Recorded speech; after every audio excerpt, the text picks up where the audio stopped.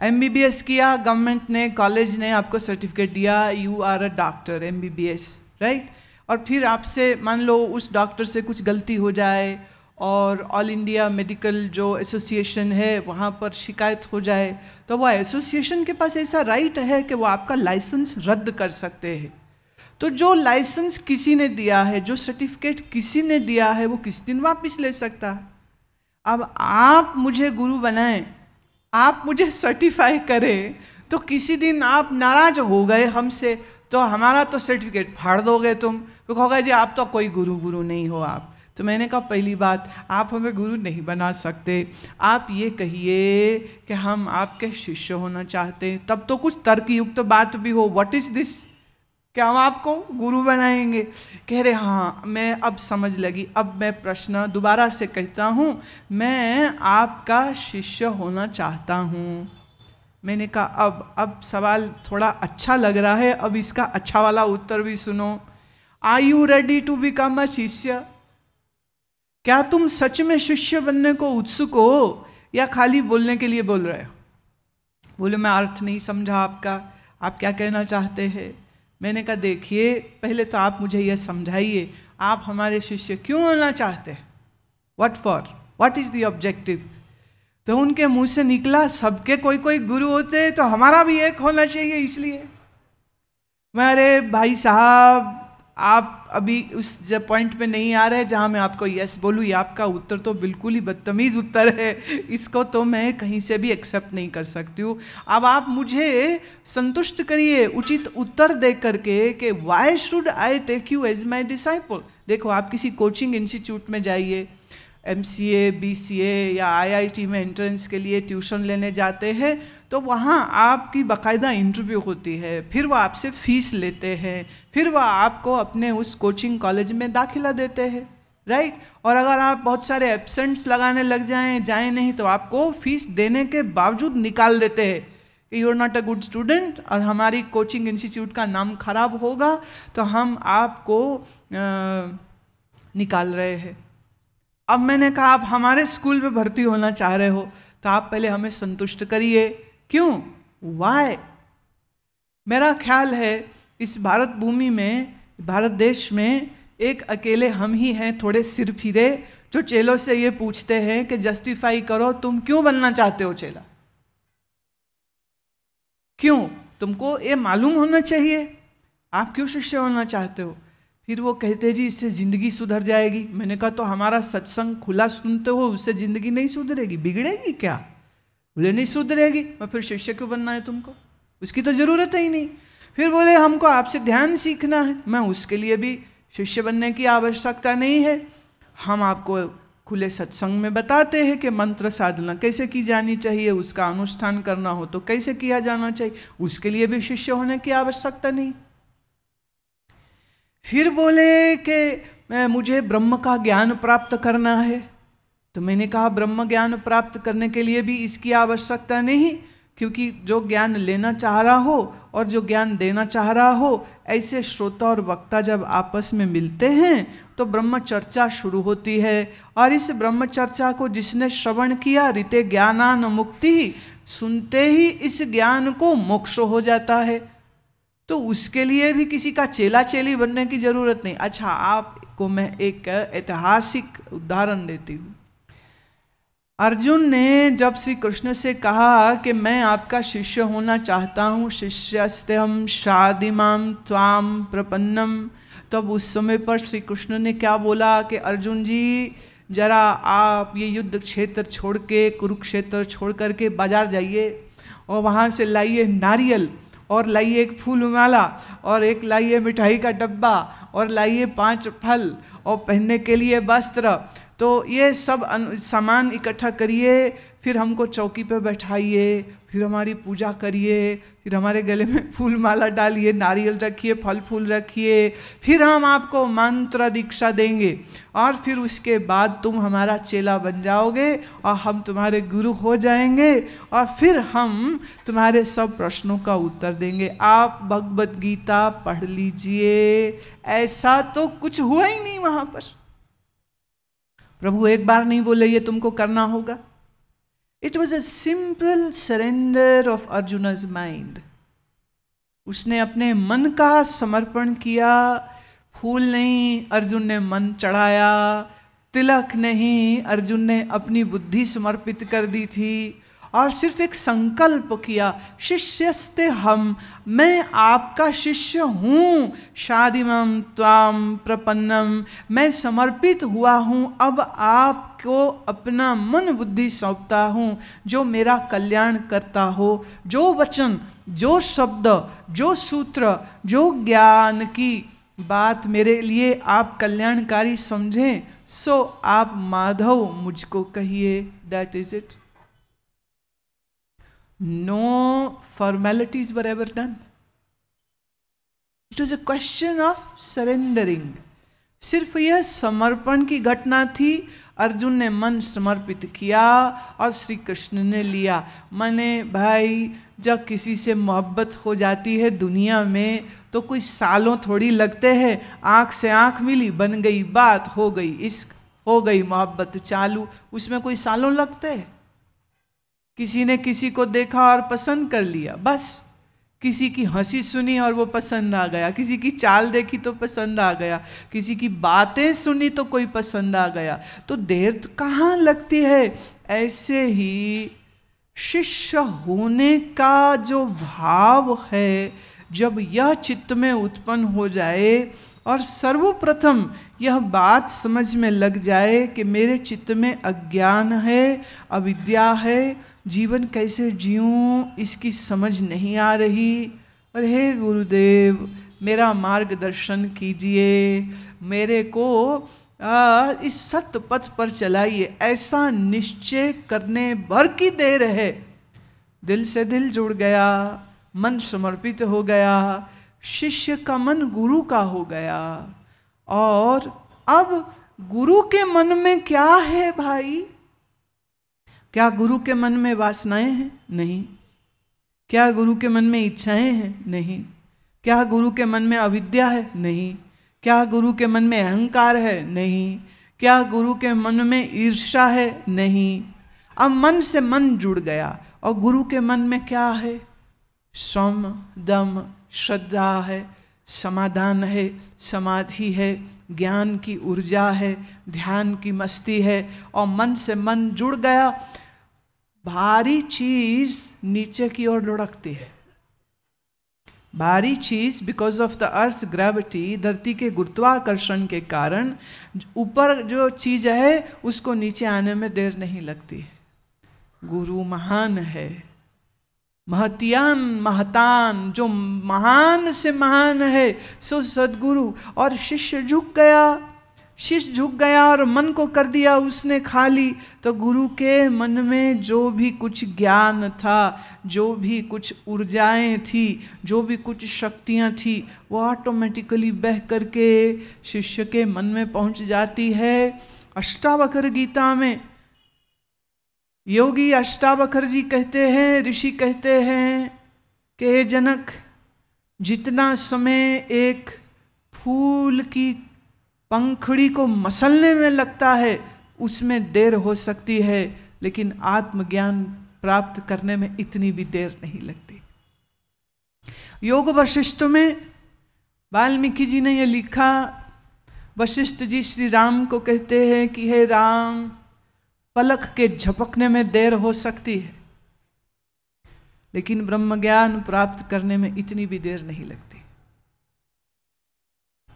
अरे, जो चीज हमको इतनी कठिन प्रतीत होती है, उस चीज को ये महानुभाव कितनी सरल कह रहे हैं।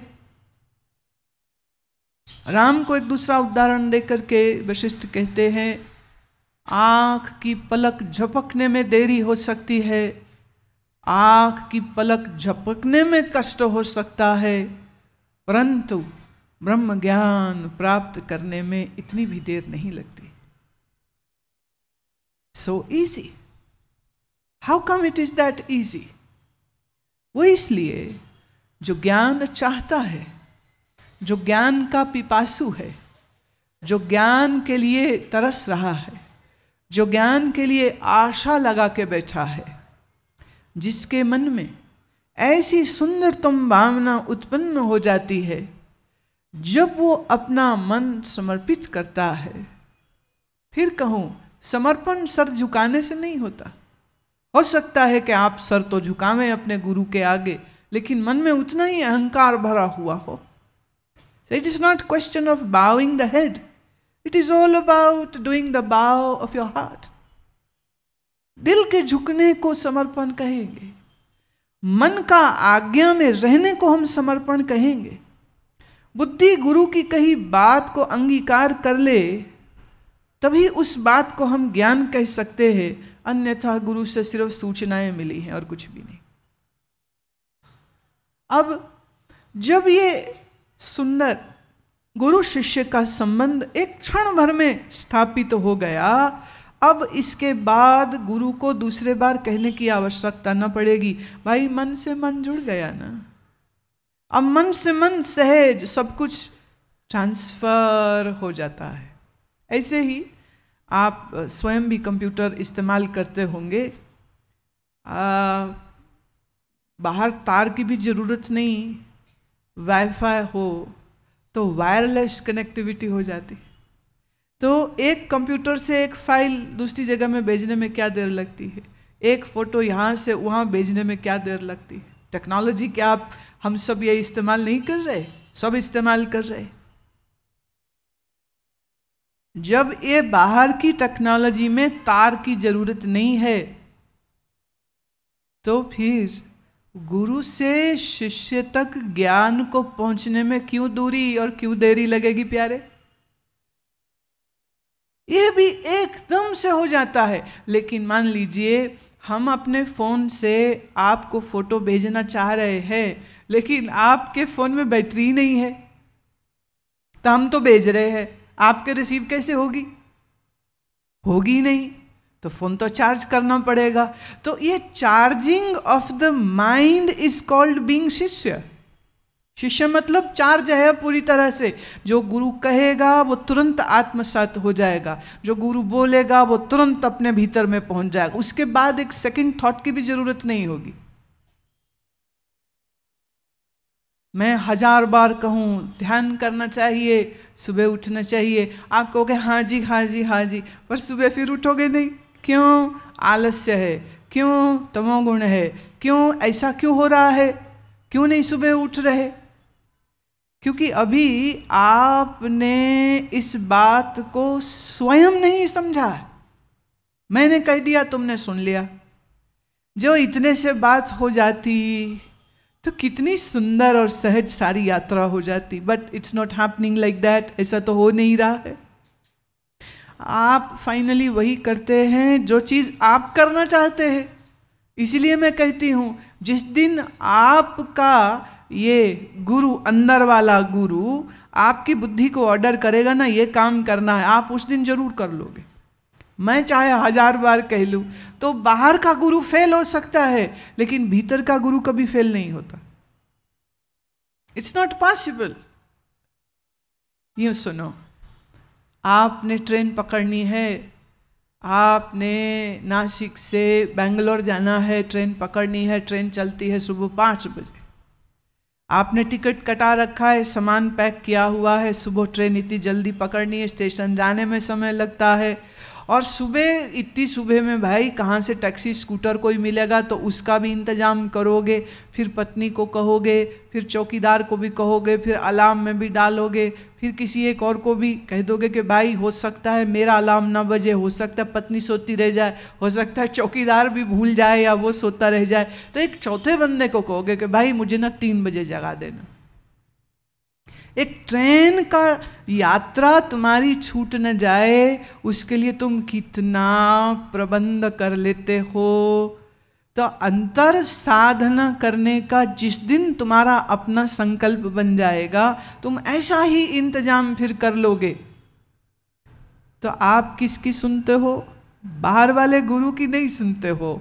बाहर वाले गुरु की सुन लोगे पर मानोगे नहीं। किसकी मानते हो? जो यहाँ तुम्हारी आवाज आती ना अंदर से, जिस चीज के लिए, उस काम को करते हो। दूसरा कोई काम करना संभव नहीं।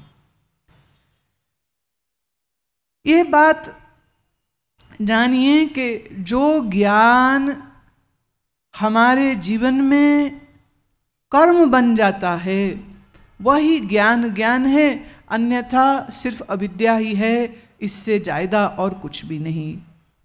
अब हमको यह बात समझनी है कि करना क्या चाहते हैं हम, पहले ये क्लियर हो जाना चाहिए।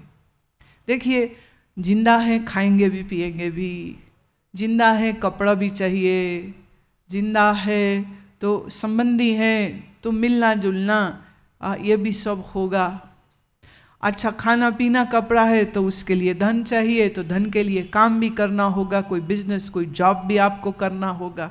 तो ये तो शरीर को सपोर्ट करने के लिए, मेंटेनेंस रखने के लिए ये सब कर्म की आवश्यकता है। अब देखिए, ये भी ज्ञान है ना, दुकान कैसे चलानी ये भी तो एक ज्ञान है। और कोई डॉक्टर बना है तो ये भी एक ज्ञान है, कोई इंजीनियर बन जाए ये भी एक ज्ञान है, कोई इंडस्ट्रियलिस्ट हो गया है वो भी एक पूरी इंडस्ट्री चलाता है। एक बार एक जूट की फैक्ट्री में, मिल में मुझे जाने का अवसर हुआ बंगाल में, तो उनके 10,000 कर्मचारी हैं। तो 10,000 कर्मचारियों को संभालना और पूरी इंडस्ट्री को चलाना, ये भी भाई बड़ी भारी विद्या हो गई, ये भी बड़ा भारी ज्ञान हो गए। लेकिन ये सब ज्ञान भौतिक है और भौतिक आवश्यकताओं को पूरा भर करते हैं। इन ज्ञान के होने के बावजूद भी मन के भीतर जो अंधकार छाया है वो नहीं जाता है। इसलिए आप डॉक्टर हो जाएं, इंजीनियर हो जाएं, इंडस्ट्रियलिस्ट हो जाएं, इकोनॉमिस्ट हो जाएं, जर्नलिस्ट हो जाएं, आप किसी भी क्षेत्र में ब्यूरोक्रेट हो जाएं, जुडिशरी में चले जाएं, पॉलिटिशियन हो जाएं, आप कोई समर्थता अपने अंदर प्रकट कर लें, ये सब हो जाने के बाद भी जो मन के अंदर पड़ा हुआ अज्ञान है वह अज्ञान का नाश नहीं होता है। और यही अज्ञान मूल रूप से हमारे समस्त मानसिक दुखों का कारण है। तो जब तक यह अज्ञान है, याद रहे, दुख की निवृत्ति नहीं हो सकती। आप किसी से बात कर लीजिए, रोड में चलते किसी बंदे से, किसी औरत से, किसी लड़के से, किसी लड़की से बात कर लीजिए, किसी धर्म के हों, किसी मजहब के हों, किसी संप्रदाय के हों, किसी जाति के हों, आप उनसे पूछें कि आपको जीवन में क्या चाहिए, दुख या सुख, क्या उत्तर देंगे?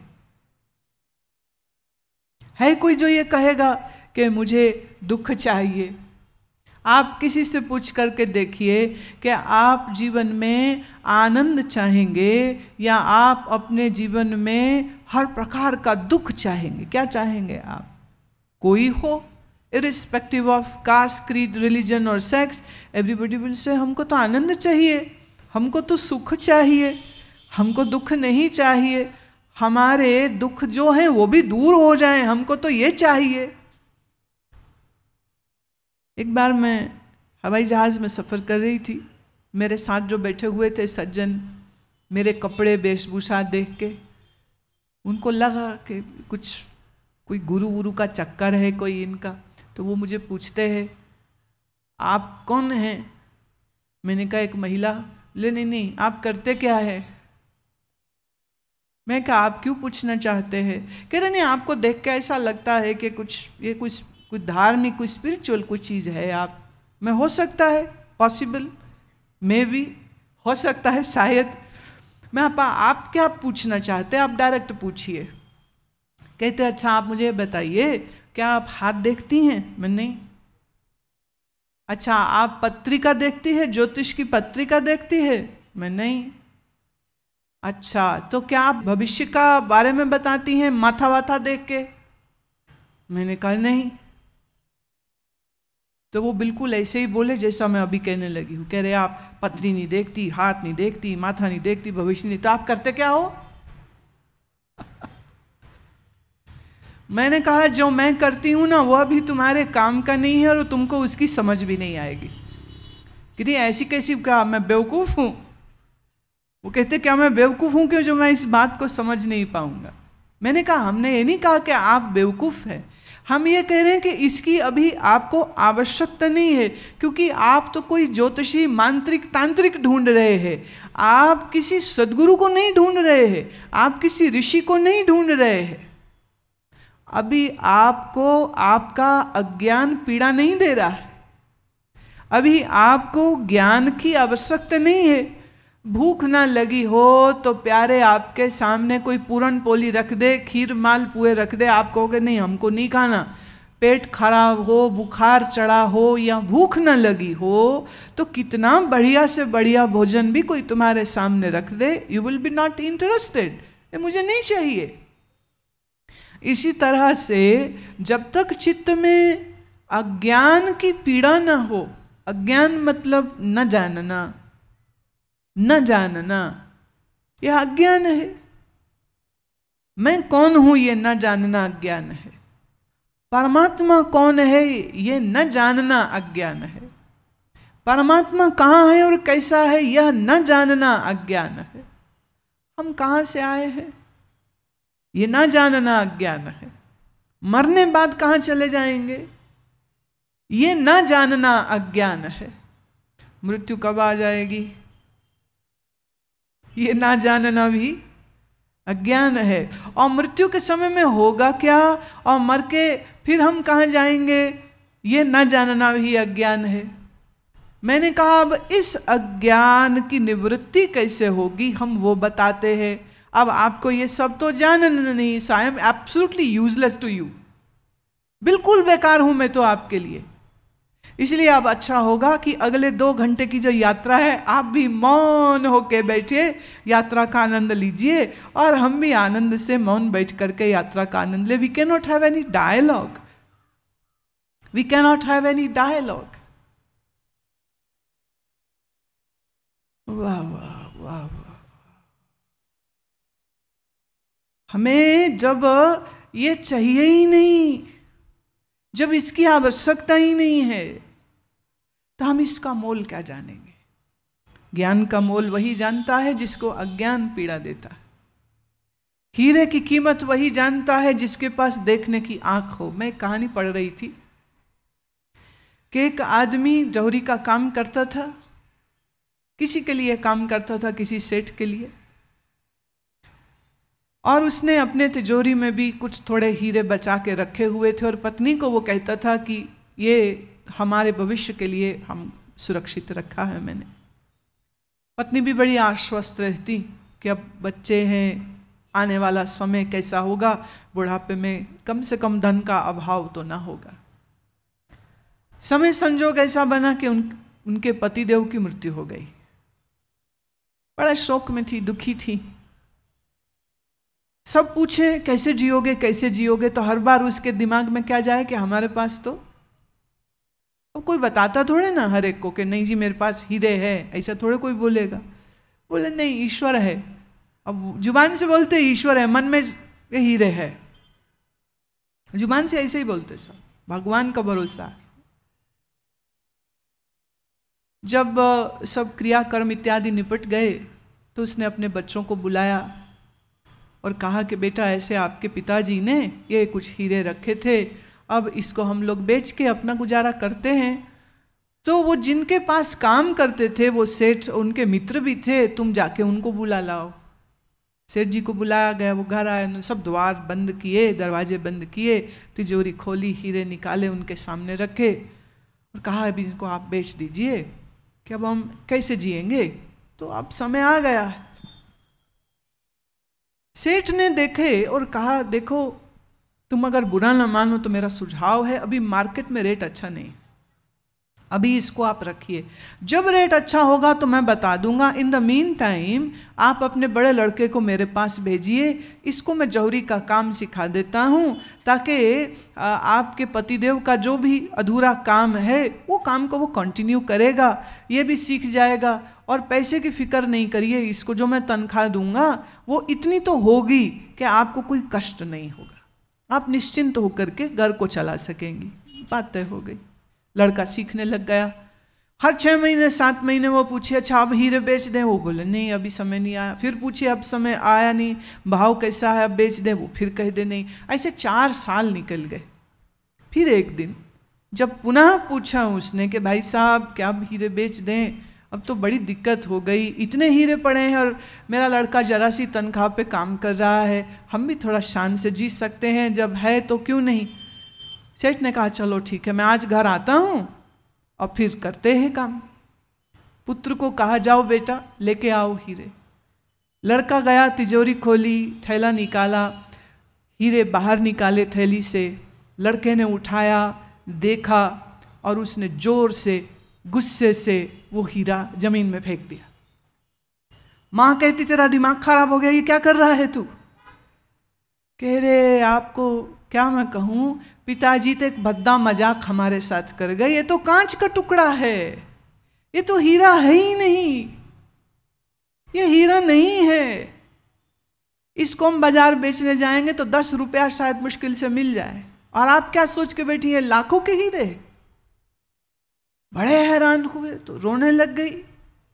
तो सेठ ने कहा कि देखो जब तुमने मुझे पहले दिन दिखाए थे मैं जानता था कि ये हीरे नहीं है, लेकिन अगर मैं उस समय पर बोल देता तो आप बदहवास हो जाती, निराश हो जाती, बच्चे भी निराश हो जाते, इसलिए मैंने ये बात उस दिन नहीं कही। आप ये भी सोच सकते थे कि मैं शायद लालची हो रहा हूँ और आपको बेवकूफ़ बना रहा हूँ।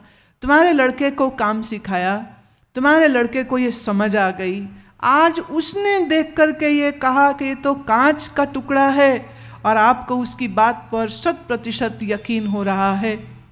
और अब मैं निवेदन कर दूं कि तुम्हारा लड़का बहुत अच्छा काम सीख गया है और अब इसको जितनी तनख्वाह मिल रही है उस तनख्वाह के साथ में और पैसा जोड़ के इसकी पहली दुकान का प्रबंध करवा दूंगा।